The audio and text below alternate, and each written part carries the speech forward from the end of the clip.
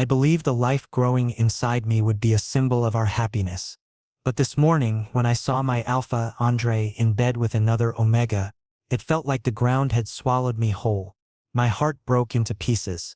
But what scared me more was what he said next. "Finn," he said without even looking at me, as if I wasn't standing right there in the doorway.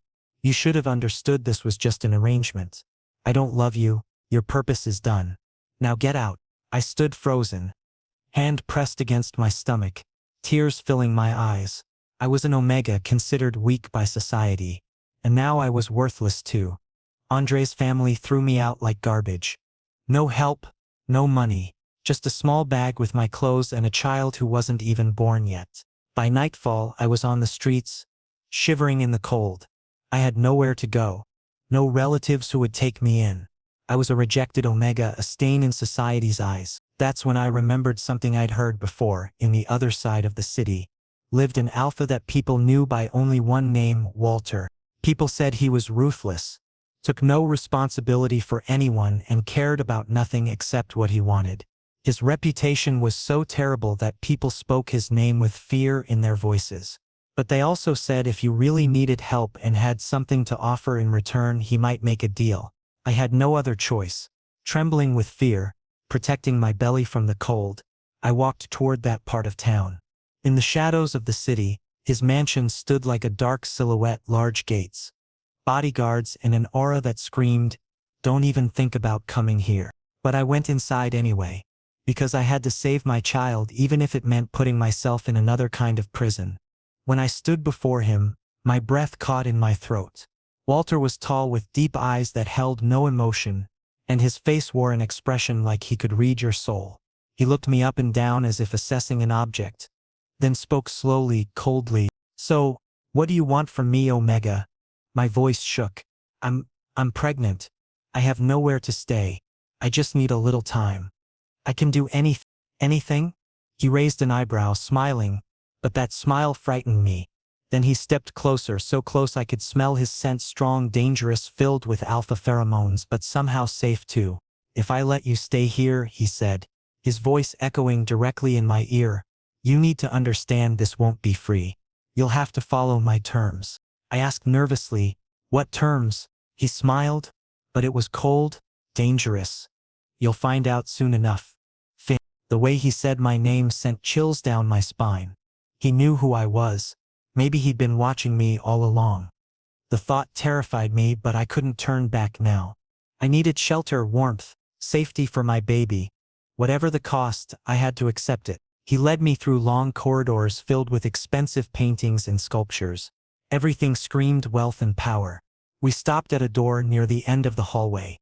He opened it and gestured inside. "This is your room. Don't leave without permission. Don't touch anything that doesn't belong to you. And most importantly, don't ask questions." The room was small but clean and warm. There was a bed, a nightstand, and a window overlooking the garden. It wasn't much, but after 3 days on the streets, it felt like luxury. I wanted to thank him, but he was already gone, the door clicking shut behind him. I sat on the bed and finally let myself cry. Not because I was grateful, but because I realized what I'd just done. I'd walked into the cage of a predator, and there was no way out now. My hand moved to my belly, feeling the small bump that was starting to show. "I'll protect you," I whispered to my unborn child. "No matter what happens, I'll keep you safe." That night, I couldn't sleep. Every sound made me jump. Every shadow looked like Walter standing in the corner, watching me. My mind raced with possibilities. What did he want from me? Why did he agree to help? Men like him didn't do things out of kindness. There was always a price. Around midnight, I heard footsteps outside my door. They stopped right in front of it. My heart pounded so hard I thought it would burst out of my chest. The doorknob turned slowly, and I held my breath. But the door didn't open. The footsteps walked away. I realized then that he was testing me, making sure I knew he could enter whenever he wanted. This wasn't just shelter. It was control. Morning came too quickly. I woke to sunlight streaming through the window and the smell of coffee drifting from somewhere in the mansion. My stomach growled. I hadn't eaten properly in days. Carefully, I opened the door and stepped into the hallway. The mansion was enormous. I wandered until I found the kitchen, where an older woman was preparing breakfast. She looked at me with surprise, then sympathy. "You must be the new one," she said softly. "Master Walter told me to prepare something for you. Sit down." She placed a plate of eggs, toast and fruit in front of me. I ate slowly, savoring every bite. She watched me with sad eyes, like she wanted to say something but couldn't. Has he done this before?" I asked quietly. "Brought someone here like this?" She hesitated, then shook her head. "Not like you. You're different. Be careful, boy. Master Walter isn't cruel, but he's not kind either. He takes what he wants and gives nothing back." Her words echoed in my mind as I finished eating. What did Walter want from me? What was I to him? I didn't have to wait long to find out. That afternoon he summoned me to his office. There was a large room filled with bookshelves, a massive desk, and windows overlooking the city. He sat behind the desk, looking at documents, not acknowledging my presence. I stood there awkwardly, waiting. Minutes passed. Finally he looked up. "You're wondering why I agreed to help you," he said. It wasn't a question. I nodded. "Because you interest me, Finn. A pregnant Omega, abandoned by his alpha, desperate enough to come to someone like me. You're either very brave or very stupid." "I'm neither," I said, finding a small bit of courage. "I'm just a father trying to protect his child." Something flickered in his eyes. Respect? Amusements? I couldn't tell. "We'll see about that," he said. "Tomorrow I'll explain exactly what I expect from you. For tonight, rest. You'll need your strength." He dismissed me with a wave of his hand. As I left his office, I felt his eyes on my back, watching, analyzing, planning. I'd escaped one prison only to walk into another. But this time I had no idea what the bars were made of or how to break free. Walter let me stay in that small room in his mansion. It was clean and warm, and for the first time in 3 days I slept without fear of freezing or being attacked. My baby needed rest, and so did I. But when I opened my eyes the next morning, he was standing there by the door, arms crossed, staring at me like I was some kind of experiment. "You're awake?" he asked, a hint of mockery in his voice. Yes, I sat up quickly, covering my stomach instinctively. Why are you here?" "Because this is my house, Finn." He used my name like he'd known me for years.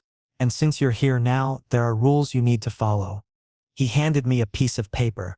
As I read the rules written on it, my soul trembled. "You will stay here only as long as your work is not finished.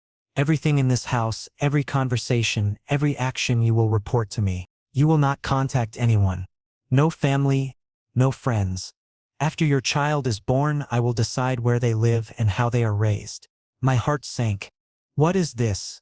I shouted, fear and anger mixing together. "How can you decide anything about my child?" Walter looked at me coldly, but with depth. There was no emotion in his eyes. "Because if you want to stay here, Finn, you'll live by my rules. You have no other option. You need to understand that." In that moment, I felt imprisoned again. First, Andre broke me emotionally, and now Walter was trapping me physically. But then I touched my belly, felt my child's presence. For my baby, I would endure this. I was forced to. "Fine," I said, my voice filled with pain and defeat. "I accept." He said nothing, just smiled that cold smile and left, closing the door behind him. I was alone again, drowning in my own thoughts, wondering what mistake I'd made. The next day, Walter started involving me in his work. It wasn't just housework. He made me organize his business papers, record phone calls, and sometimes even brought me to important meetings. I understood this wasn't just help. He was observing me, testing me, seeing how far I could go. Days passed and my fear grew. But there was something strange. Walter never physically hurt me. He only controlled me, but never caused pain. One evening, he took me to one of his business meetings. It was in a high-rise building, filled with men in expensive suits. They all looked at me with curiosity and judgment when I walked in behind Walter. I felt their eyes scanning me, noticing my condition, whispering among themselves. Walter pulled out a chair for me next to him. "Sit, watch, learn." The meeting was about real estate investments, contracts, and money I couldn't even imagine. But what struck me was how everyone feared Walter. When he spoke, the room went silent. When he made a decision, No one dared question it. He had power, absolute, terrifying power. After the meeting, as we drove back to the mansion, I finally gathered the courage to ask, "Why did you bring me there?" He glanced at me briefly. "Because I want you to see what kind of world you're in now. This isn't Andre's world of pretend love and fake promises. This is real, dangerous, and you're part of it now." "I didn't ask to be part of it," I said quietly. "But you came to me," he replied. "That was your choice." Back at the mansion, he led me to a different room. Not my small guest room, but a larger space with better furniture, a bigger bed, and a private bathroom. I looked at him confused. "You're moving here," he said. "The other room is too small for someone in your condition. You need comfort." "Why are you doing this?" I asked, suspicion rising. "What do you really want from me, Walter?" He stepped closer, close enough that I could feel the heat radiating from his body. His scent wrapped around me, dominant, overwhelming, yet strangely comforting. It confused me. How could I feel safe around someone who held all the power? "What I want," he said slowly, "is for you to stay healthy, for that child to be born safely, and for you to understand that I'm not your enemy." "Then what are you?" I challenged. He smiled, but this time it reached his eyes. "I'm the only person standing between you and the world that wants to destroy you." His words sent a shiver through me. Was he my protector or my captor? I couldn't tell anymore. That night, after he left, I explored the new room. There was a closet filled with clothes my size, suitable for pregnancy. There were books on the nightstand, pregnancy guides and novels. On the dresser, there were vitamins and supplements. Everything I needed was here, prepared in advance. He'd been planning this. Long before I showed up at his door, he'd been preparing for me. The realization hit me like a punch to the gut. This wasn't random kindness. This was calculated, deliberate. But why? I couldn't sleep that night either. My mind was filled with questions, doubts, fears. Around 2 in the morning, I heard a sound outside my window. I got up and looked out.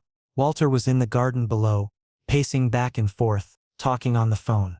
His voice was raised, angry. "I don't care what it takes. Find everything about Andre Harlow. Every debt, every secret, every mistake. I want him destroyed." My blood ran cold. He was going after Andre. But why? Was it for me? Or was there something else? The next morning, Walter called me to his study. He looked tired, like he hadn't slept. He gestured to a chair across from his desk. "Sit. We need to talk about your responsibilities here." "What responsibilities?" I asked, sitting down carefully. "You'll help me with paperwork, answer calls, organize files. You'll also attend certain events with me as my companion." Companion? The word felt heavy. What does that mean? It means people will think we're together. It means Andre will hear about it. It means you're under my protection publicly, not just privately. I stared at him. "You want to use me to hurt him?" "No," Walter said firmly. "I want to protect you from him. There's a difference." "Is there?" I stood up, anger rising. "You're controlling my life, deciding my future, using me for your games. How is that different from what Andre did?" Walter stood too, his alpha presence filling the room. "Andre abandoned you. I'm giving you a home. There's your difference." We stared at each other, the tension thick enough to cut. Finally, I sat back down, exhausted. "What happens after the baby is born?" I asked quietly. "We'll figure that out when the time comes," he said. But his eyes told a different story. He'd already decided, and I was terrified to find out what that decision was. Weeks passed. I became part of Walter's routine. Every morning he would check on me without saying much, then leave for work. Every evening he would return and we'd have dinner together in silence. It was strange, this quiet coexistence. I was his prisoner. Yet he treated me better than Andre ever had.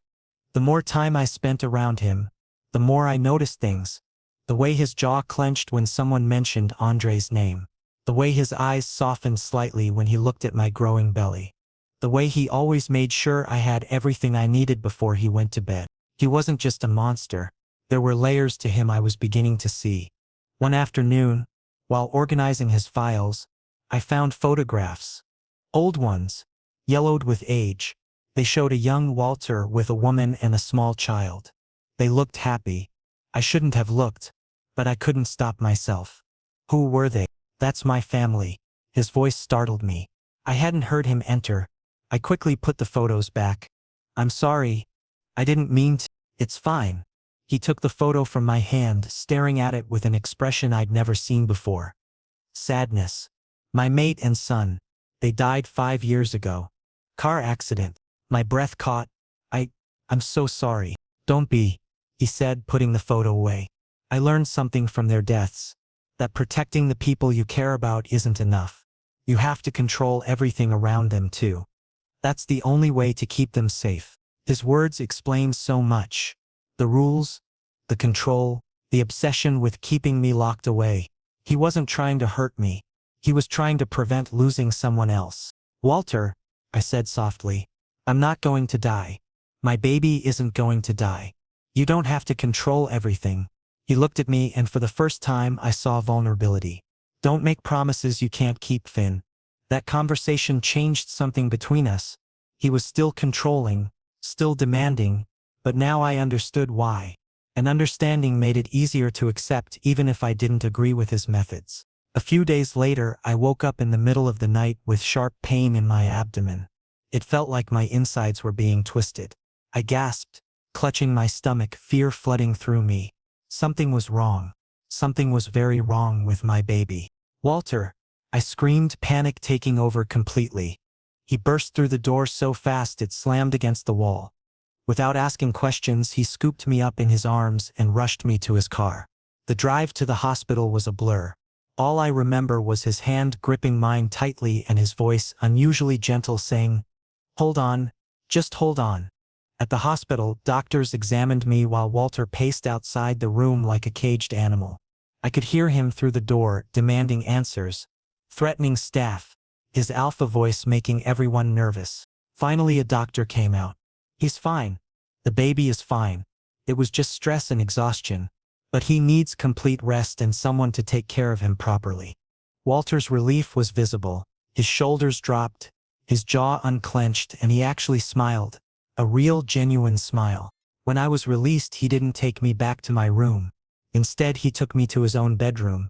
The master bedroom with its enormous bed, soft carpet, and windows overlooking the entire city. "You're staying here from now on," he said, adjusting the pillows behind my back. "I need to keep an eye on you." "This is your room," I protested weakly. "I know. That's why you're staying here. I won't let anything happen to you or that child." He brought me water, made sure I took my vitamins, and even heated up soup for me. His hands were gentle as he helped me sit up, careful not to cause discomfort. This was a side of Walter I'd never seen. Caring, attentive, almost loving. "Why are you doing all this?" I asked, my voice barely above a whisper. "You could have just left me in my room." He sat on the edge of the bed, looking at me with those deep, unreadable eyes. "Because you're not just a deal anymore, Finn. You've become something more to me." My heart skipped a beat. "What do you mean?" "I mean, I care about you more than I should, more than I wanted to." He ran a hand through his hair, frustrated. "I told myself this was just about protecting you from Andre, about having control, but somewhere along the way, it became real." I didn't know what to say. Part of me wanted to believe him, but another part remembered all the manipulation, the control, the rules. Could someone who truly cared treat another person like a possession? "I don't know if I can trust you," I admitted. "You've controlled every aspect of my life since I got here." "I know," he said quietly. "And I'm trying to do better. I'm trying to give you choices. Like right now, if you want to leave this room, you can. If you want your own space, I'll arrange it. I won't force you to stay with me." I looked at him, searching for lies, for manipulation. But all I saw was sincerity. Maybe it was the pregnancy hormones. Or maybe I was just desperate for genuine connection. But I believed him. "I'll stay," I said. "For now." Relief washed over his face. He reached out and gently touched my belly, his large hand spanning across it. "Thank you for trusting me. Even just a little." That night, as I lay in his bed and he slept on the couch across the room, I felt something shift inside me. It wasn't love. Not yet. But it was the beginning of something. An attachment, a bond forming despite everything that had happened between us. Over the following days, Walter kept his word. He gave me more freedom, asked my opinion on things, stopped monitoring my every move. He even offered to take me outside the mansion for fresh air, though I declined, not ready to face the world yet. We started having actual conversations during dinner. He told me about his business, his past, his regrets. I told him about my childhood, my dreams before Andre, my hopes for my baby. We were getting to know each other, really know each other, beyond the roles of captor and prisoner. One evening, as we sat in the garden watching the sunset, he said something that took my breath away. When your baby is born, I want to help raise them. Not because of our agreement, but because I want to be part of their life. And yours. I turned to look at him, seeing the hope in his eyes. You're asking to be my mate? I'm asking for a chance, he corrected. A chance to prove I can be what you need. What you both need. The old me would have refused immediately. But this new me, the one who'd seen his vulnerable side, who'd felt his genuine care, hesitated. Maybe he deserved that chance. Maybe we both did. Let's take it slow, I finally said.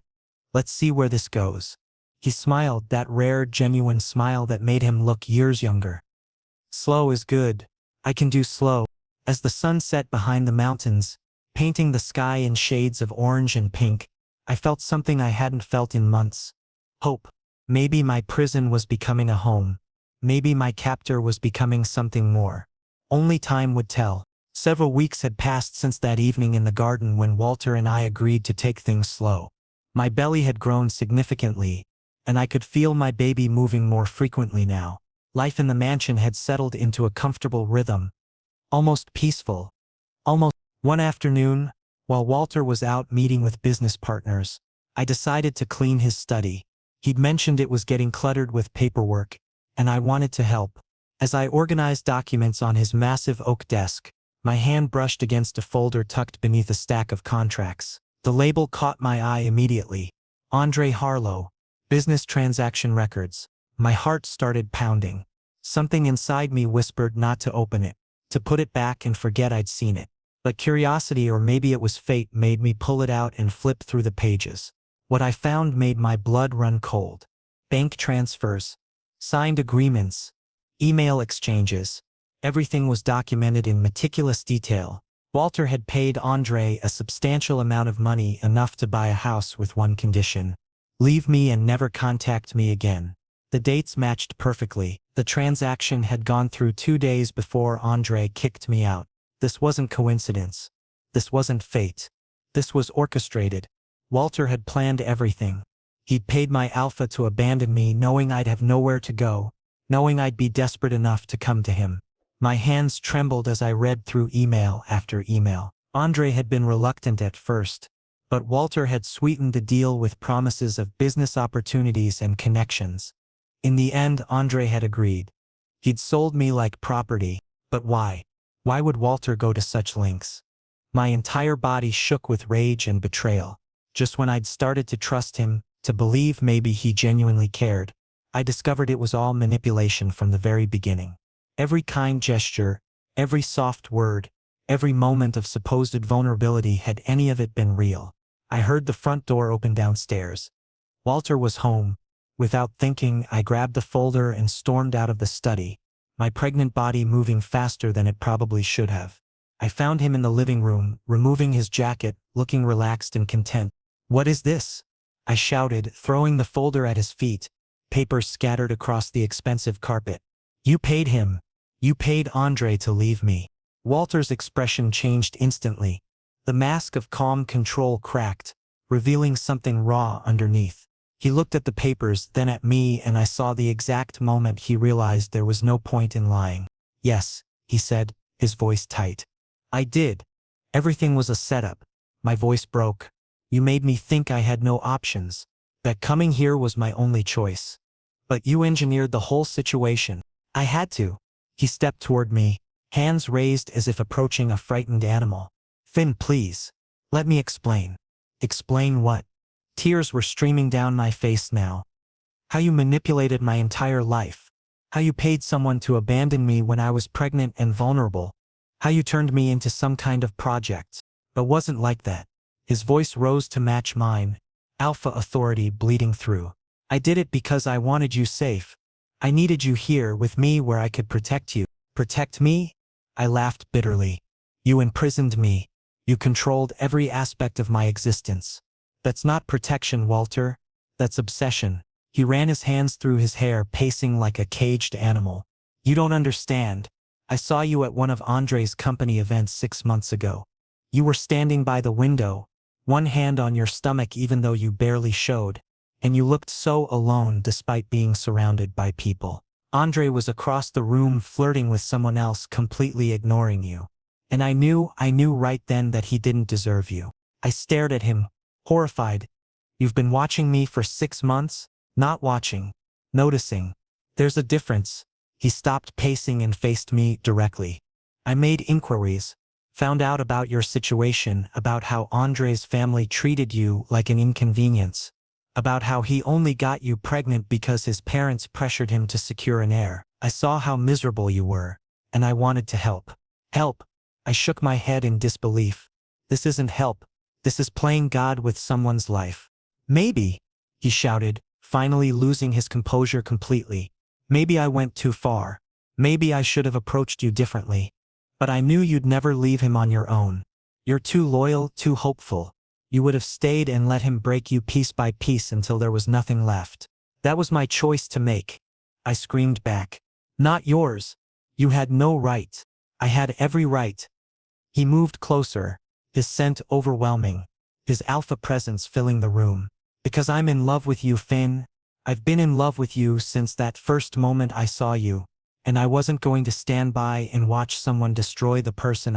He stopped abruptly, realizing what he'd just said. The silence that followed was deafening. I could hear my own heartbeat, feel my baby moving inside me as if sensing my distress. Everything I thought I knew about Walter, about us, about this entire situation, had been turned upside down. You're in love with me, I repeated slowly, testing the words. You orchestrated my abandonment, trapped me in your house, controlled my every move. Because you love me? Yes, he said quietly, all the fight draining out of him.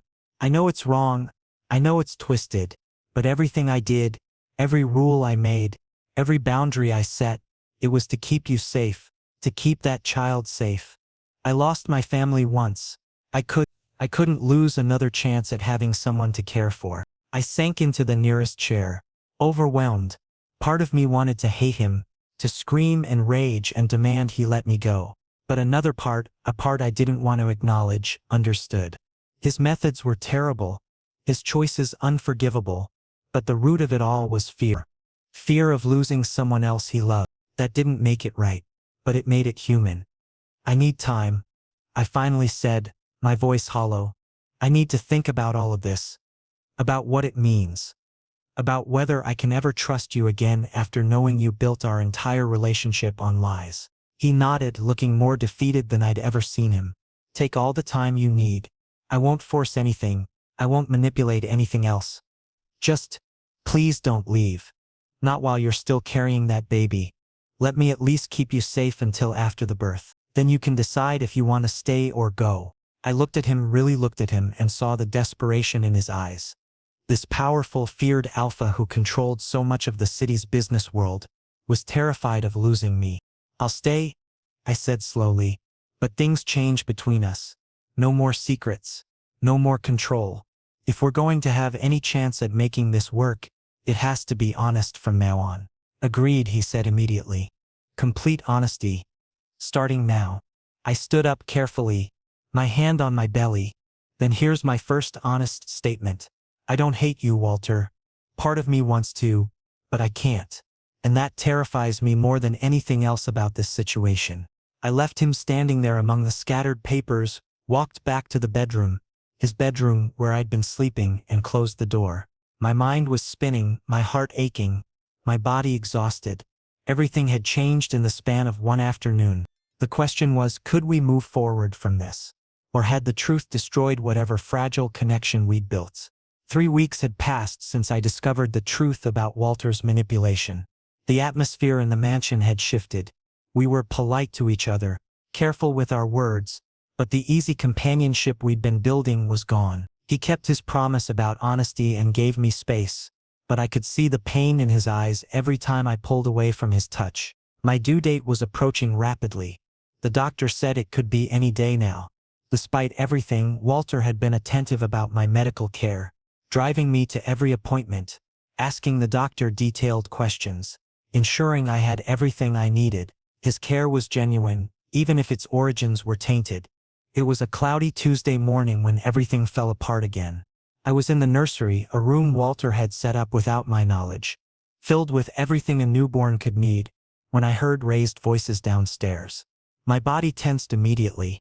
One of those voices was familiar in the worst way possible. Andre.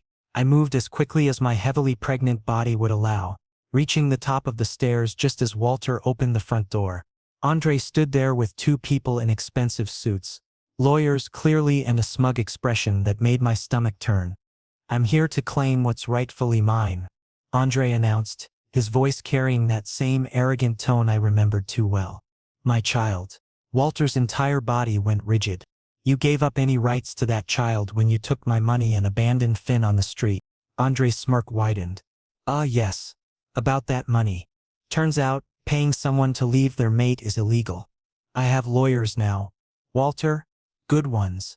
They've assured me that given the circumstances, coercion, manipulation, payment for abandonment, any judge will see I was the victim here. The biological father forced out by an obsessed third party. My heart dropped into my stomach. He was turning the situation around, making himself look like the victim. And the terrible thing was, he might actually succeed. "You're lying," Walter growled, his alpha voice making the lawyers step back nervously. "You wanted nothing to do with Finn or that baby. You said so yourself." "Prove it," Andre challenged. "In court. Because that's where we're headed. I'm filing for full custody of my biological child. And given your history of manipulation and control, I don't think any judge will side with you. As for Finn," his eyes finally found me at the top of the stairs, "I'm willing to discuss reconciliation. We can fix what was broken between us." I felt sick. He didn't want me or the baby. This was about pride, about winning, about not letting Walter have something he wanted.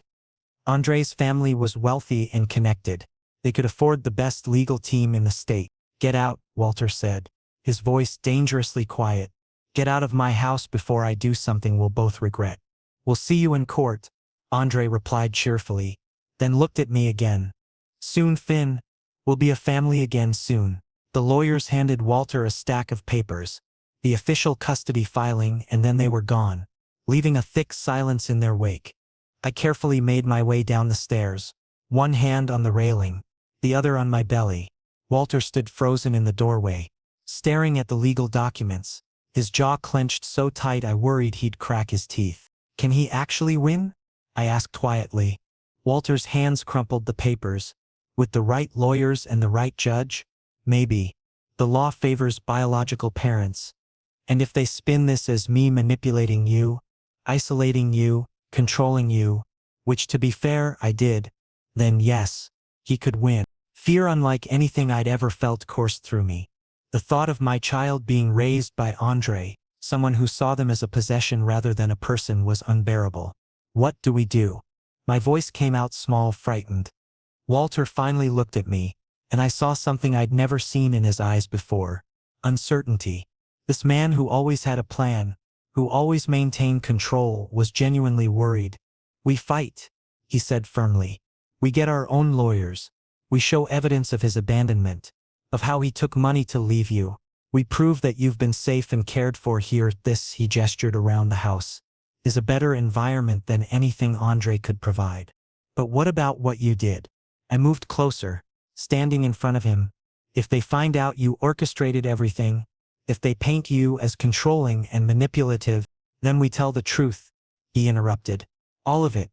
Yes, I paid Andre to leave. Yes, I brought you here under false pretenses. But I also gave you shelter when you had none. Medical care, safety, everything you and that baby needed. And more importantly," he reached out slowly, giving me time to pull away, and when I didn't, he placed his hand gently on my belly. "I've grown to love both of you more than I thought possible. That has to count for something. Despite my lingering hurt and anger, Despite my confusion about my feelings for him, in that moment, I knew one thing with absolute certainty.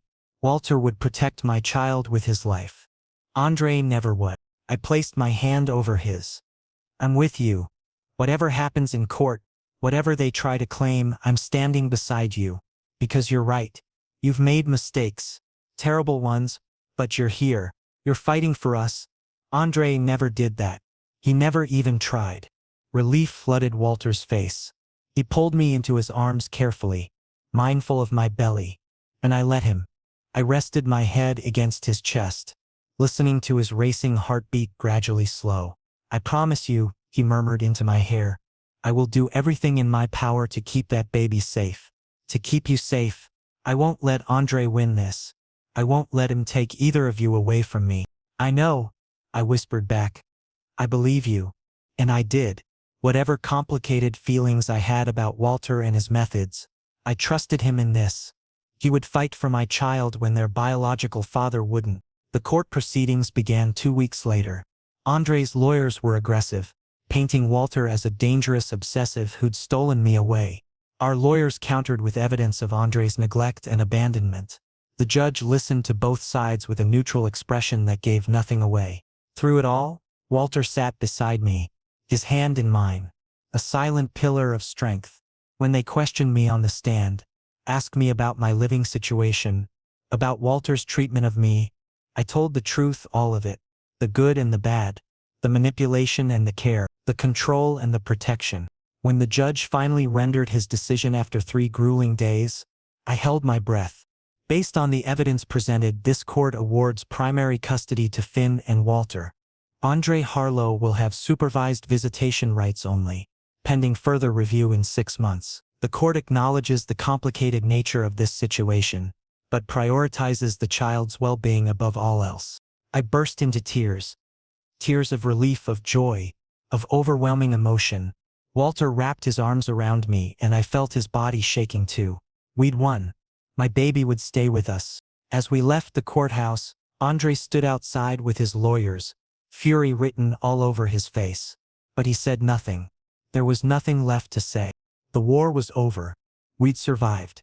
2 weeks after the court ruling, I went into labor at 3 in the morning. The contractions woke me from a deep sleep, sudden and intense enough to make me gasp.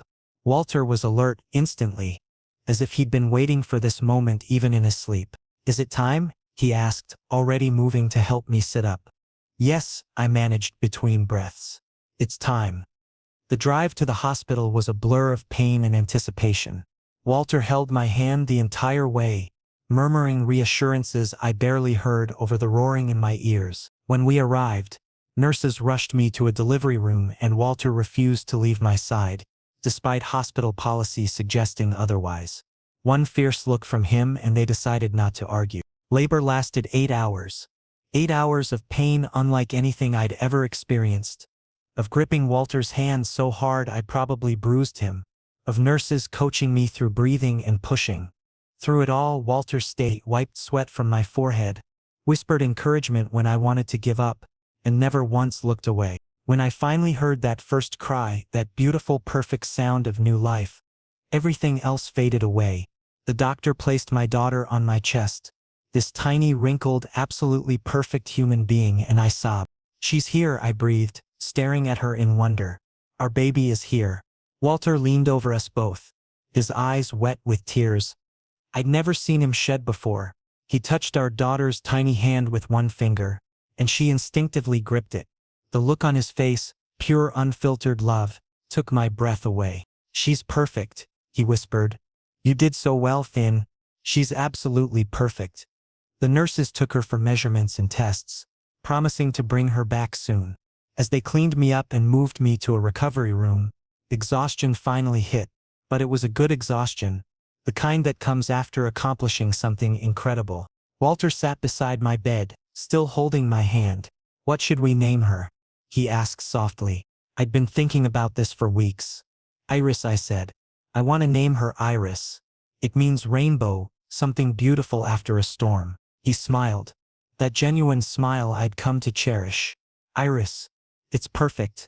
Just like her. Just like you. When they brought Iris back, Cleaned and swaddled in a soft pink blanket, Walter carefully took her in his arms. Watching this powerful, intimidating man hold my tiny daughter with such gentle reverence made something inside me shift completely. Whatever anger or resentment I'd been holding on to melted away. "Walter," I said, my voice hoarse from exhaustion and emotion.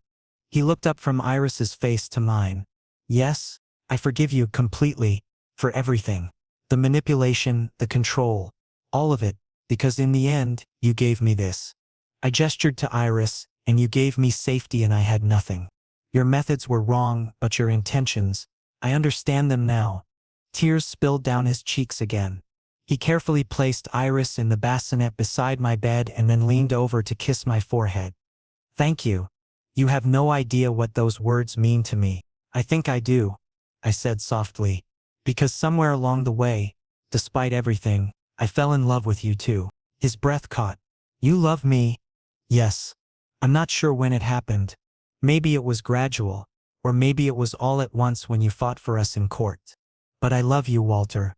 The real you, not the mask you wear for everyone else." He kissed me then, properly, deeply, pouring everything he couldn't say into that kiss. When we finally pulled apart, we were both smiling through tears. The next few days in the hospital were a blur of feeding schedules, diaper changes, and nurses checking on us constantly. Walter barely left except to go home and shower. He learned how to change diapers, how to burp Iris, how to soothe her when she cried. He was a natural father, patient and attentive in ways I never expected. When we finally brought Iris home to the mansion, it felt different, not like a prison or even just a house, but like an actual home. Walter had transformed the nursery while I was recovering, adding personal touches, photos of us, a mobile with stars and moons he'd carefully hung himself, a rocking chair by the window where I could nurse Iris while watching the sunrise.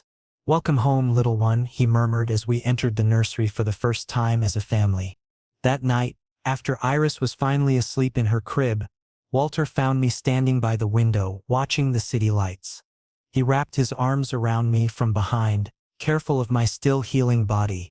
"I want to make this official," he said quietly. "I want to claim you as my mate. Properly. I want to marry you if you'll have me. Not because of obligation or because it helps our custody case, but because I genuinely want to spend my life with you." I turned in his arms to face him. "Are you proposing?" "I don't have a ring yet," he admitted with a slight smile. "This wasn't exactly planned. But yes, I'm proposing. Finn, will you marry me? Will you let me be your mate, your husband, Iris's father? Will you give me the chance to spend every day proving I can be the partner you deserve?" I pretended to think about it, just to see him squirm a little. "On one condition." "Anything," he said immediately. "No more secrets, no more manipulation. If we do this, we do it as equals. You don't get to make decisions for me or control aspects of my life. We're partners. Understand?" "Absolutely," he agreed without hesitation.